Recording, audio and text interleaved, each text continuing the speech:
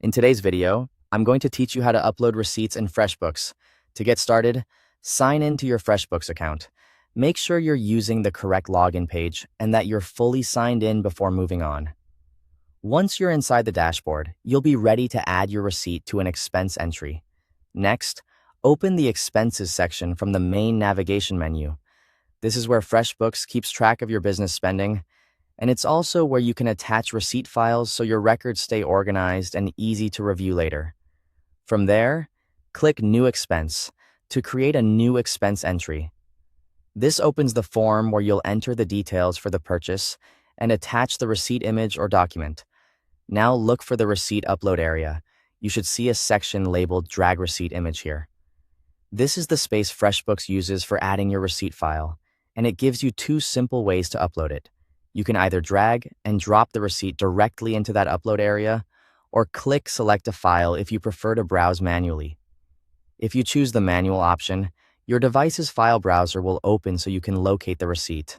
Once the file browser appears, choose the receipt image or document you want to upload. This could be a photo, scan, or supported document file depending on how you saved the receipt. Try to use a clear, readable file so the information is easy to confirm during review. After selecting the file, wait for the upload to complete. Give FreshBooks a moment to process the receipt before continuing. It's a good idea to make sure the file has fully uploaded so nothing is missed when you save the expense. Next, select the expense category that best matches the purchase. Choosing the right category helps keep your books accurate and makes reporting much easier later on. Then enter the merchant or vendor information. Add the business name exactly as you want it recorded in your expense history. This can help when searching for transactions in the future. Now review the expense details carefully. Verify the date, the amount, and any other information shown on the form. Taking a few extra seconds here can help prevent errors and keep your records clean. If needed, you can also add a description.